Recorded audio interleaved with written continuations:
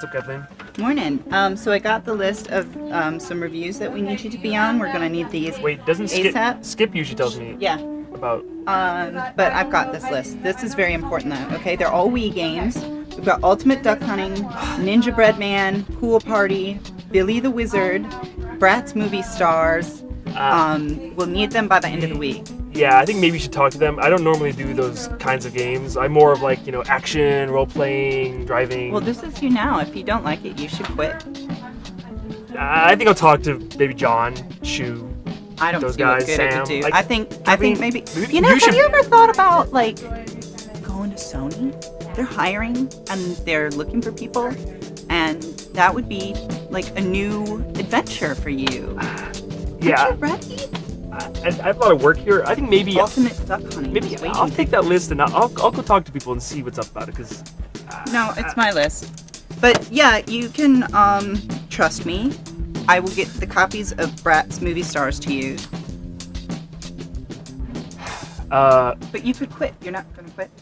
I'll give it some thought, but I think for now we'll work on that later. Okay? Maybe you could try those games out. Maybe. So you're not gonna leave. No, I don't think I'm gonna leave. No.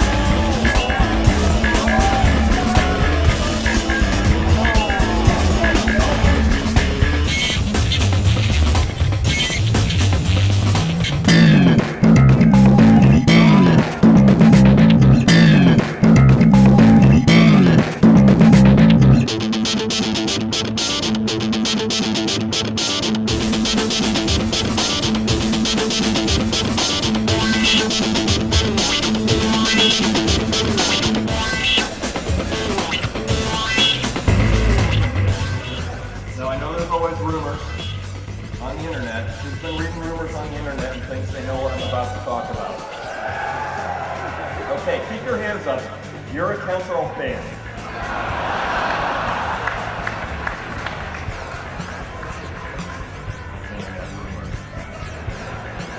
For the rest of you, I'm very pleased to tell you that the dev team's been hard at work on the second expansion for World of Warcraft, Wrath of the Lich King.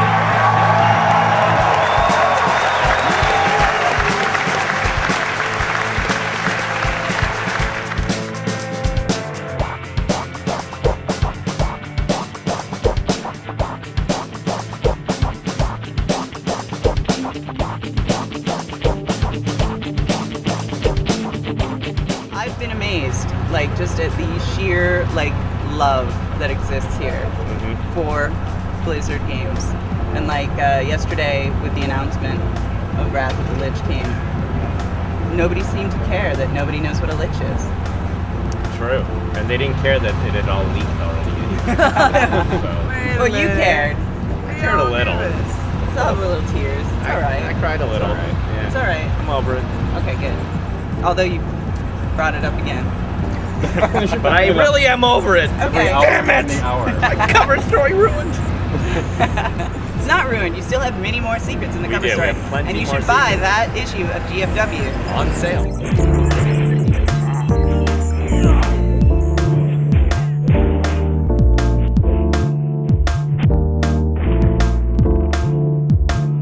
Today I finally got to play Wrath of the Lich King with you guys. We did a little 5-man Card key deep run. Yeah, we were in the Howling Fjord, Yeah.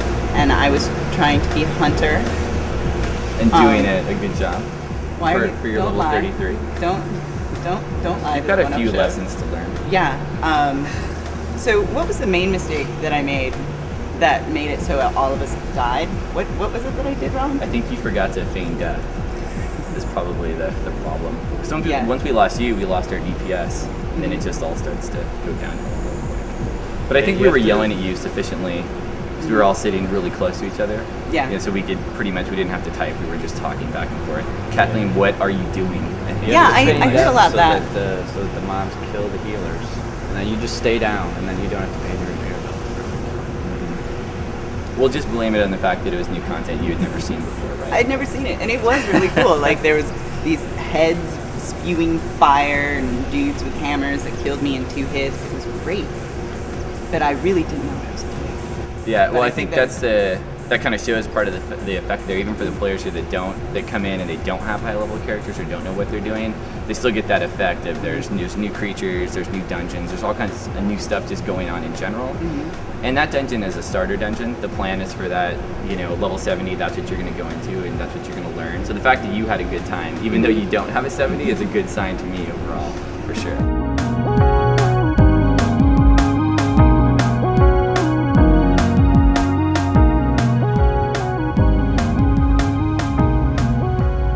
So you can see that we've come a long way since the StarCraft 1 briefing room. Didn't that surprise you guys at how different that was from StarCraft? I mean, they really are just decided they're doing something totally different. So now as a player, you can kind of decide what you want to ask the characters and interact with them a little more directly than you could in the briefing room. Something on your mind, Tyler? But at the same time, I'm hopeful, and I'm sure they will. But for those people who just go in to play the damn game, I'm gonna get to say goodbye every time and just skip it and keep going. I love seeing the new units. I mean, there was that one Terran unit they showed that it's like you have to build it like a building. It's this huge Thor? fucking Thor, robot. yeah. Thor, right? It has 16 guns and destroys everything. Yeah. But then they showed how that really everything is a kind of rock, paper, scissors there, because they showed that other unit that can circle fast around it and take that thing down. Really, what's unique about BlizzCon is because Blizzard does own this IP, they get to do as they please. I was kind of hoping from BlizzCon, granted I knew about the expansion, but I was kind of hoping to see something about World of Diablo Craft or something, So what's going on with World of Diablo? How's that? Craft? Any thoughts on that? That's my hard-hitting question. I think that would be awesome.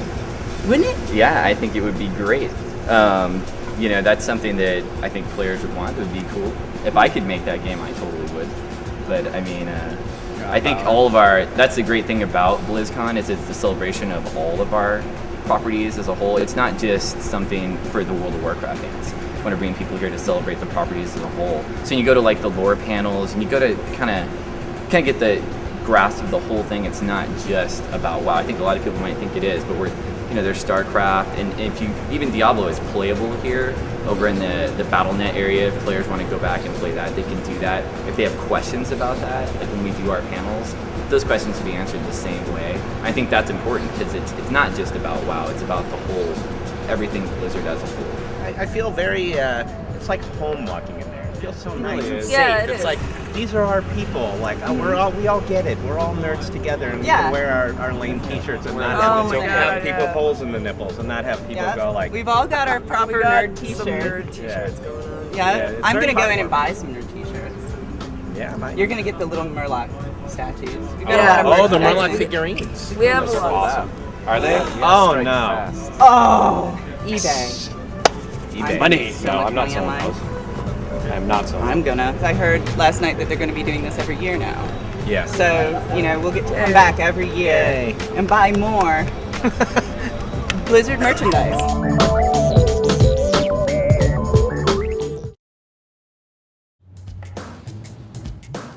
Hey, Sweet Chuck, come through.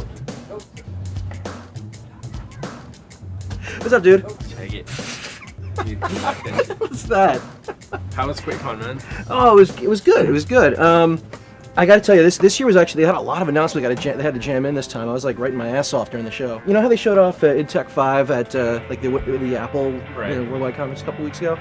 So the cool thing is, they actually that was all done in the same engine with the same assets. Basically the Mac, PC, 360, PS3 version, they're pulling from the same textures. They can create a game and get it done like that, well, at least relatively like that. So it takes a lot less time, saves a lot more money, and they can bring the same game to multiple platforms. No, but that's like the biggest draw right now for development, because everything's coming out on all platforms more or less, and then you have this problem with, okay, well, the PS3 version is going to come later because we have to do some tweaking for it. But hypothetically here, you're saying you just make one game. Well, press a few buttons, and it seems like this time they're not focusing as much on pushing the bleeding edge, but they're trying to make it more like just create a good-looking but simpler solution. Right. Now it's weird. It's like a lot of emphasis on lo-fi, though. You got Carmack's been working on cell phones for ages. Now they're talking about making a version of Quake that plays on your internet browser. Quake Zero. It's a really cool idea. They're using that as an experiment to see how they can. I mean, Carmack is totally he was saying it can bomb, it might work, we don't know, but they're just stripping it down to the core, making it for tournament play. They're gonna probably cash prizes so you can get some sponsorships going. But the general idea is leave it open so that you can play it on any platform. Right. When I read about it, I was like, okay, I'm on a message board.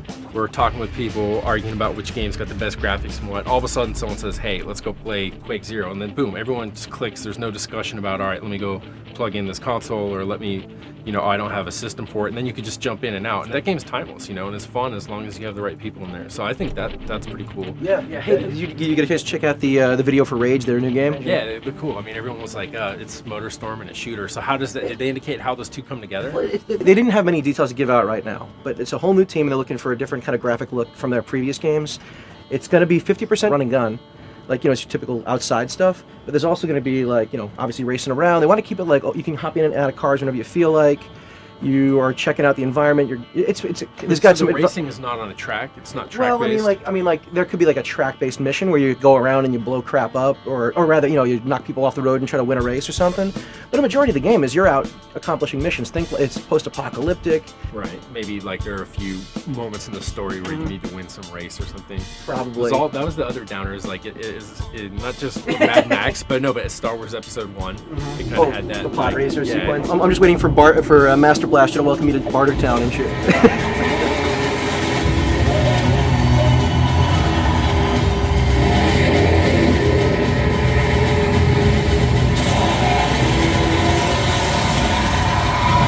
there anything else? Let me see. What else? Left 4 Dead? Dude, Left 4 Dead was awesome.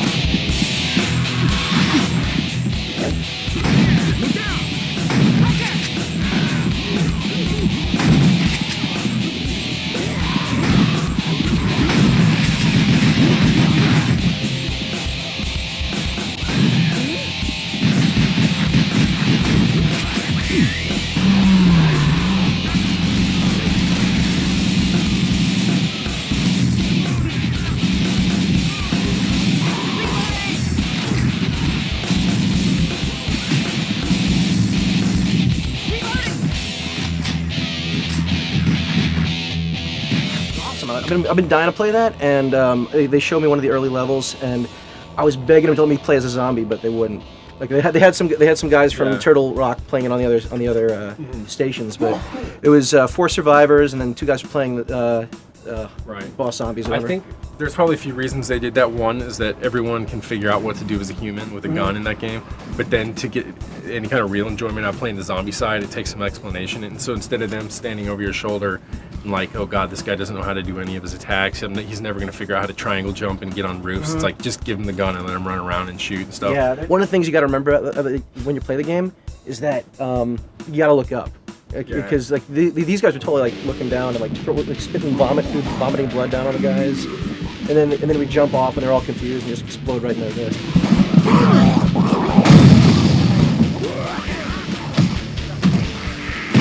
What about Quake Wars map?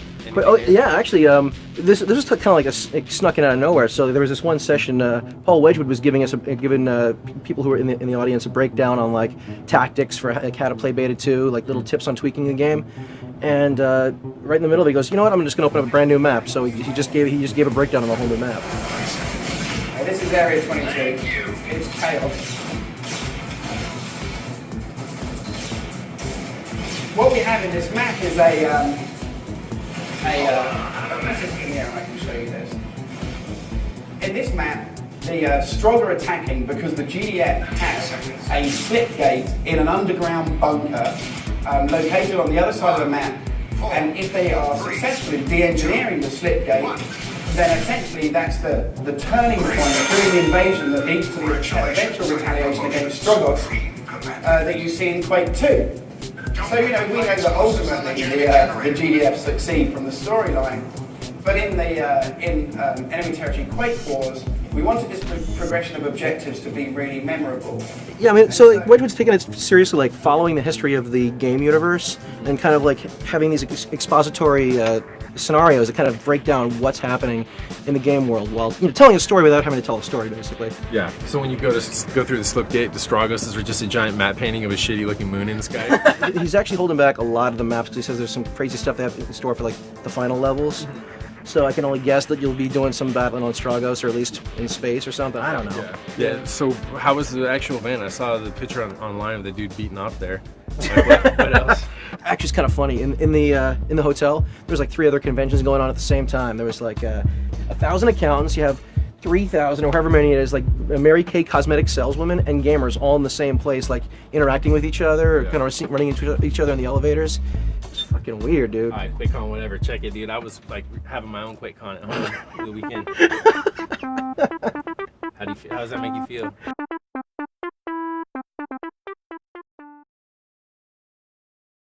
Rated E10 for ages 10 and up.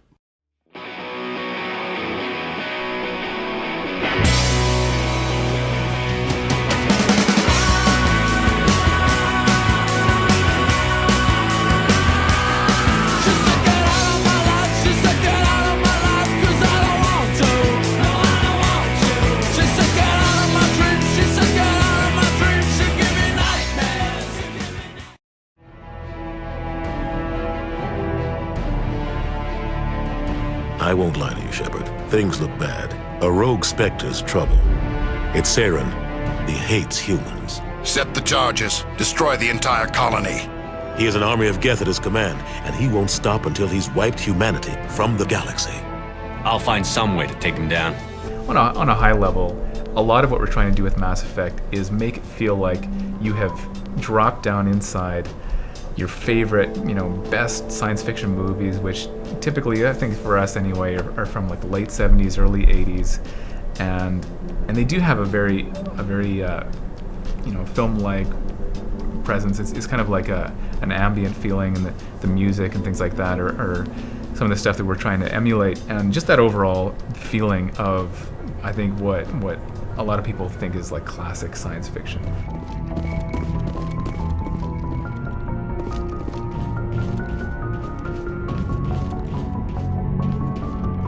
We finally got to see the character creation. At last, BioWare has delivered unto us the character creation, which was always promised to be super, super, super in-depth, kind of like Oblivion. It looks super, super, super in-depth. Yeah. And so far, it looks like the characters perhaps won't look quite as ugly as they do in Oblivion.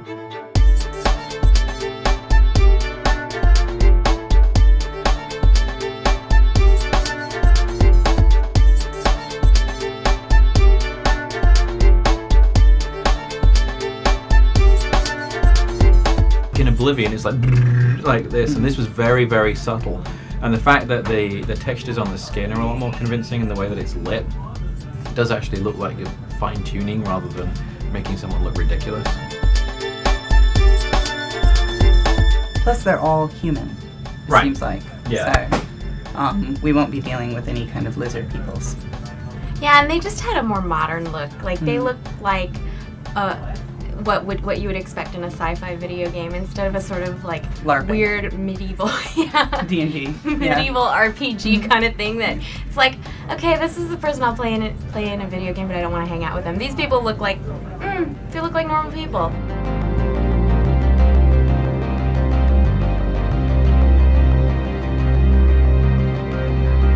Shepard was clearly made, that the character we've seen in all the videos so far is clearly just the default using the editor, and he looks so much better than pretty much any other character we've seen built with one of those things. I mean, it looks better than the home characters or the Oblivion characters. I mean, he looks like he was. He looks like that intentionally.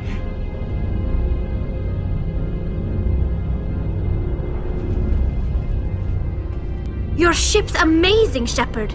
I've never seen a drive core like this before.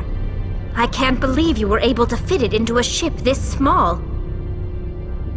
I'm starting to understand why you humans have been so successful. I had no idea Alliance vessels were so advanced. I don't like the idea of aliens studying the architecture of Alliance ships. We're on the same side here.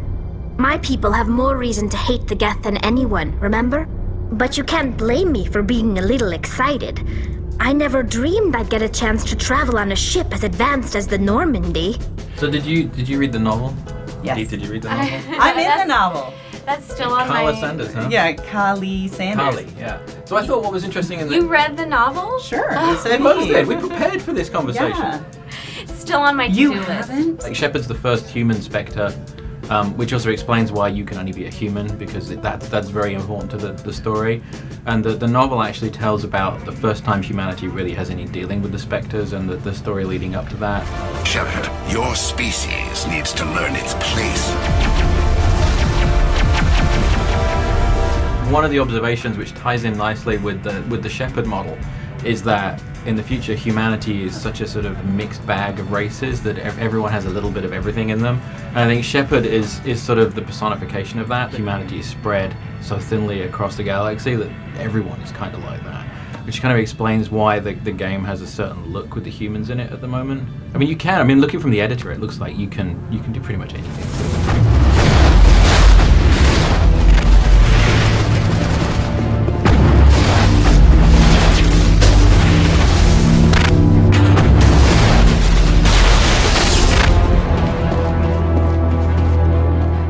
Yeah, I finally got to play it at E3. It was the first time I was able to get my hands on it, you know, and I'm always worried about games like this because, like, whenever they try to blend, like, RPG elements with shooter elements, like, it seems like in trying to blend those two, they kind of make both weaker, they neuter both. Yeah. At E3, I was a little worried because some of the AI and some of the enemies, I was like, well, why isn't he shooting me? He's on the bridge.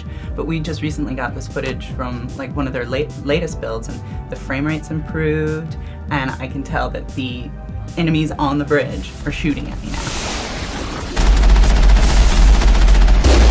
And I really loved seeing the interface for the command system, because I think that's been a big mystery, is how do you control these The three people? Yeah, your 3-person team in real time, and I was really happy to see. We've seen several versions of this now, but this new one with the circular interface with the characters and the actions that you want them to take all sort of done with the stick seems so much more intuitive. Yeah, it worked so much better.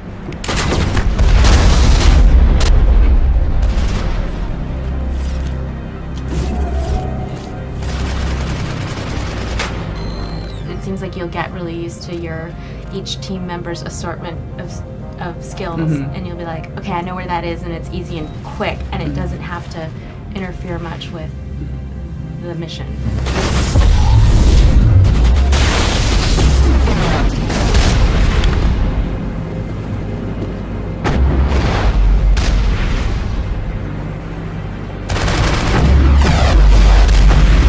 You actually use your guys like kind of in tandem with yourself, but it's very simple, like single button presses. It's created for me some of the funnest things I've seen. Like there's a few games out there that do this where, you know, I'm going to flank the guy, but then someone nails him with the throw and he goes like flying by the screen. I'm flying me into a wall. I go, oh, I won't worry about that. And you're thinking, well, that was me, but it wasn't exactly me. It was my party. But we're all still a unit, and it's actually really neat when those things happen. And that's what the game's all set up to do.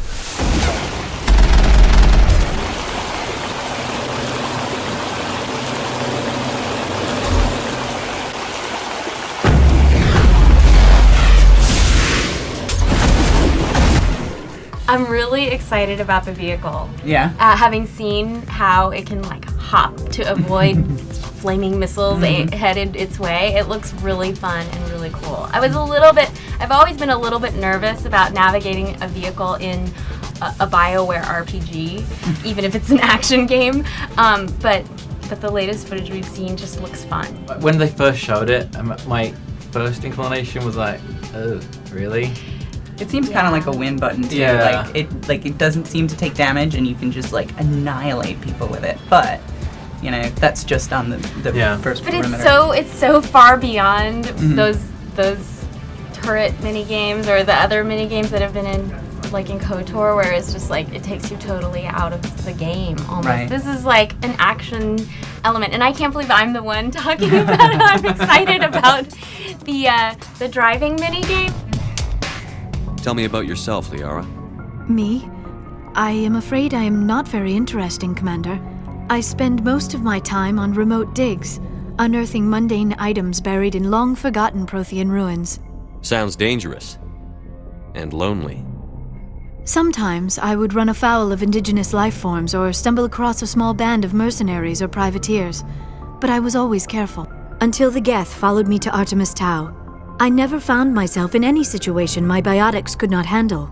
As for the solitude, well, that is one aspect that most appealed to me. Sometimes I just need to get away from other people. When we first showed the conversation system, for example, I think that was at last year's E3, that was the very first time that for us in Mass Effect, we had those few conversations representing the way that we wanted the final game to look. And we pushed that quality all the way up to the gold standard that we want Mass Effect to look and play like. But those were the only ones that existed in the whole game at that quality. And then since then, we start building out the rest of the game and make the whole story, and then start raising the overall quality up and add the polish. Right now, we're able to really go to pretty much any part in the entire game, and it's all at that gold standard. The Normandy is your ship in the game. It's effectively the base of operations, and there's a couple of neat things on the ship. First of all, of course, is the galaxy map on the bridge. As the commander of the ship, you can get up there, and that's effectively how you decide where you go in the galaxy.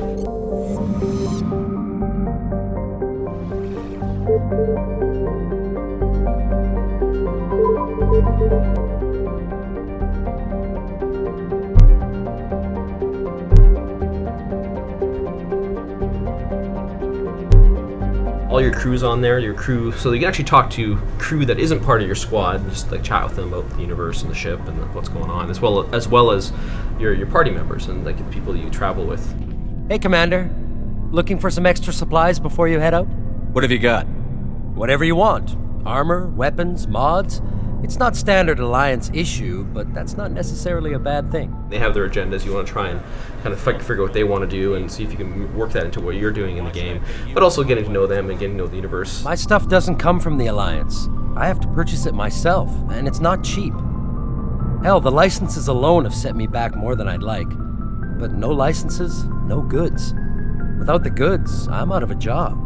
You can always try your hand at the workbench if money's an issue. There's workbenches where you can actually build stuff. Like the Mako sits in there and all this kind of stuff. So really it's almost like the microcosm of the whole game is in there. What's amazing to me is just the scope of the game, because they were telling us that you could talk to one of the main characters. What was his name? He's a Krogan, which is this big sort of dinosaur-looking dude, and he's called Rex, and he's a bounty hunter. And there's only a few of them in the game because there's a lot of sort of race conflict in the game. And he kind of calls you over and congratulates you for hitting this base or killing this guy or something. And that can be the only encounter that you have with him. Or I guess you could choose to ignore him completely when he beckons you over. And so we've seen him as part of your party, leading towards a fairly climactic decision, which will dictate which path one of the things that will dictate which path you're going down, good or evil. But if you choose at the point where he beckons you over to ignore him, he's a character, an entire storyline, and a whole bunch of background about the universe of the game that you can just cut out completely and not bother with. You Krogan live for centuries. Don't tell me you haven't had a few interesting adventures. Well, there was this one time the Turians almost wiped out our entire race. That was fun. They tried the same with us, but we fought them off. It's not the same. It seems similar enough to me. So your people were infected with a genetic mutation? An infection that makes only a few in 1,000 children survive birth? And I suppose it's destroying your entire species? You're still here. It can't be all that bad.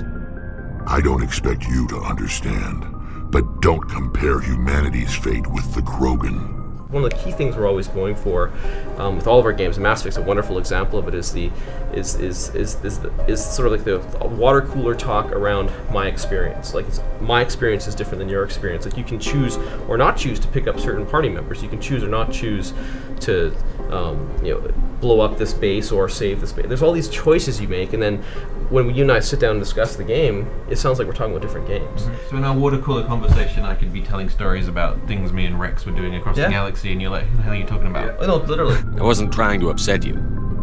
Your ignorance doesn't upset me, Shepard.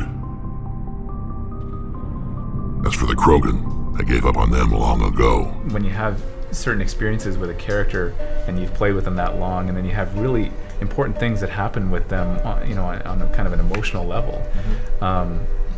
The idea that your friend who's played it, didn't even bring him along, and has had nothing of that, but maybe has had other stuff. That would be almost hard to believe that it's all in the same game. How many times am I going to have to play this to really see the whole game and really get a grasp of everything that there is here? It's kind of amazing. I can't believe you guys want me to, or making me want to read the.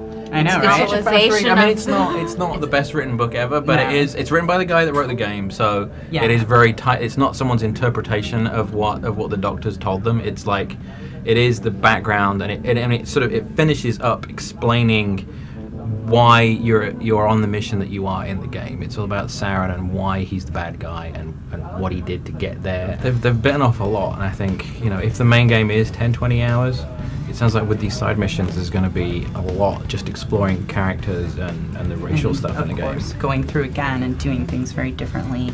It's going to be a lot. Good luck reviewing it.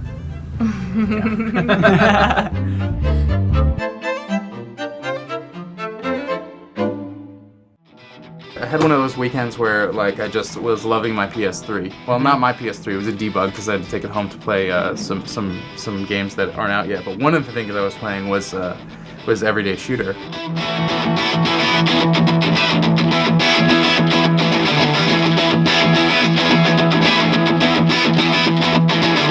And most of the people that I talked to after E3 had said that they thought it was good, but that the shooting felt a little bit slow and your movement felt a little bit slow. But when I got home and played it, one of the first things I did, which is going to make my impressions different than your guys' is that they'd given us cheat codes to just kind of unlock everything. And I'm not the best player of these kind of Robotron-style shooters, so I just want to make sure that I saw all the stages that I could see. Yeah. So I gave myself a bunch of lives and just hopped right in.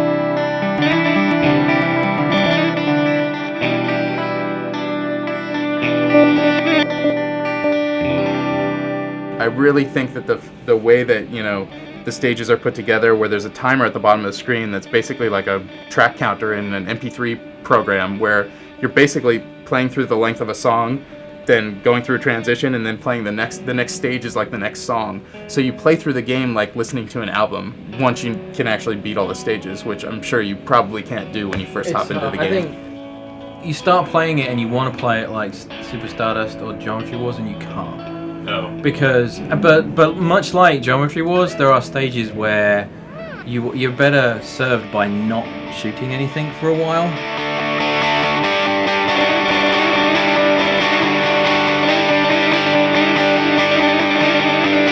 I thought it was just going to be essentially a shooter, like one of those types of shooters, but with nice, res-like graphics.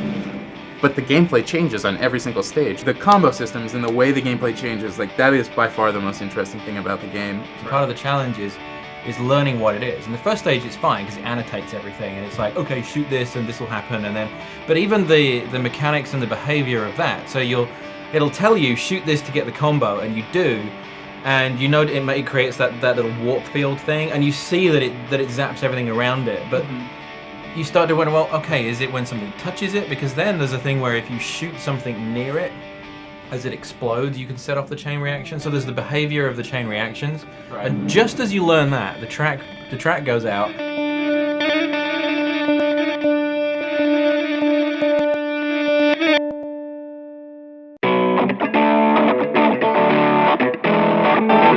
And you hit the next level, and all the behavior is different.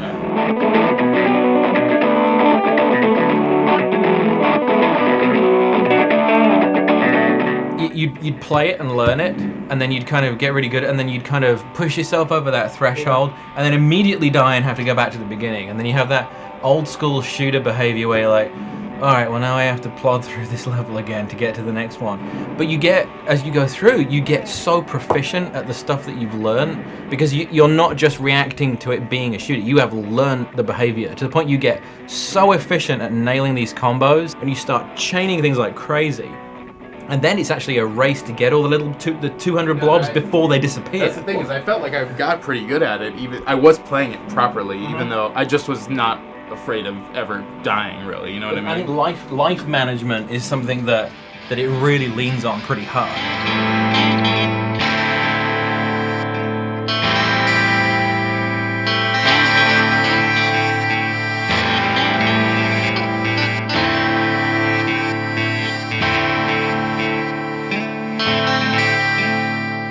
How far did you guys get? That's what I'm curious about. I mean, I played this weekend. I got to the fourth. I unlocked till the fourth stage or something like that. Which is the one after the eye stage. It's the eye. It's the eye, and then it goes like, they say these two floating look like nuclei, and then, they're shooting out these I don't know, like birds or like raven thing. Yeah.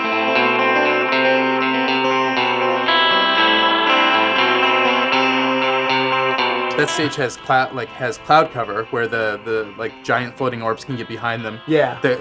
What I found was the best strategy for those, because actually the combo in that beginning part of the stage is to just kill the giant floating orb and let all the black things be on the screen, because then they come off as the multiple glowing 2 point worth points. You notice that how the points can either be solid or they're glowing.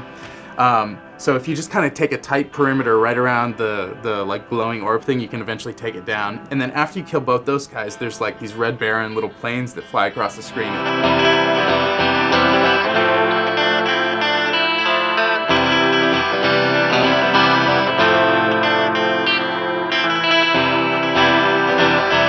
I love the way that the game changes moods. It's like one stage feels like this noise metal, My Bloody Valentine, fucking hardcore shit, whereas and then right after that you're into this ambient, beautiful, peaceful, calming stage.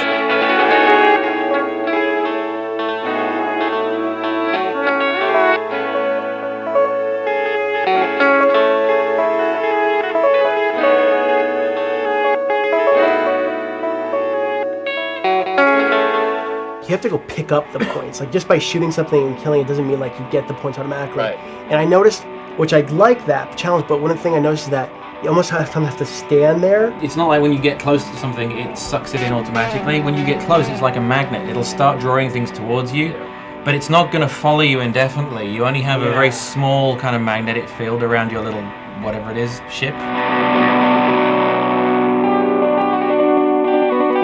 And you can use those points to buy more lives, so you can start you start off with one life to always at the beginning or something, and then you can buy the upgrade to start out with 4 lives or start with 5 lives, or even though you might not be the best player to begin with, you do have these little incentives to keep playing. Is travel mode unlocked from the beginning? No. What is that? Travel mode is genius, and I really think it should be unlocked from the beginning, and I don't think it is. What it is it's like playing through the full game, except for you can't get hit by any of the bullets or any of the enemies. It's a game, right? This is a game. Mm-hmm. But I also think that it serves. It's also kind of like an interactive album, video / art project thingy, and because it has a fun kind of project where you're doing things in time with the music. It's like listening to an album but with gameplay. The sounds relate to what you're doing on screen and all this stuff. So the traveling mode basically makes it like I said, the game's a finite length. It's gonna end after all the tracks end. So you can just listen to it or experience it like a record. I think.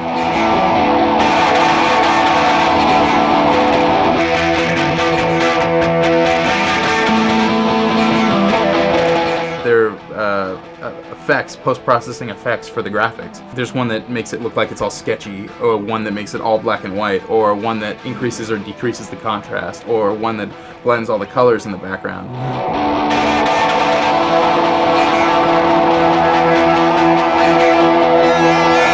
It does look really cool, and it changes the experience. Do you unlock shuffle mode? Because it'll shuffle the levels up, right? I actually unlocked shuffle mode, and it was weird because after all, like you said, doing the same first level over, doing the second level over and over. It kind of gets like you get in that rhythm, but it's kind of like boring after a while. It's just a nice way to change up, like, you know, going back and trying these things over and over again, which was cool. I thought that was a ingenious It's part a of nice it. way to extend the music metaphor a little bit, the way people listen to music.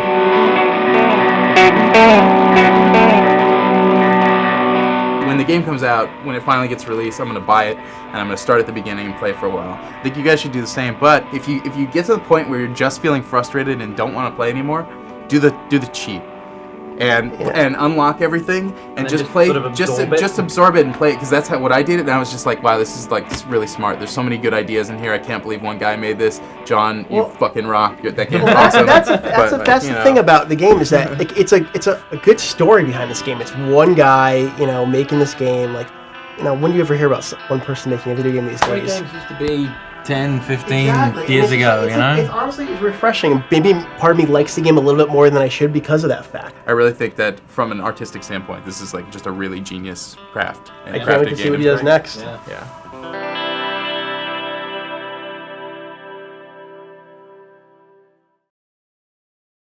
Rated E10 for ages 10 and up.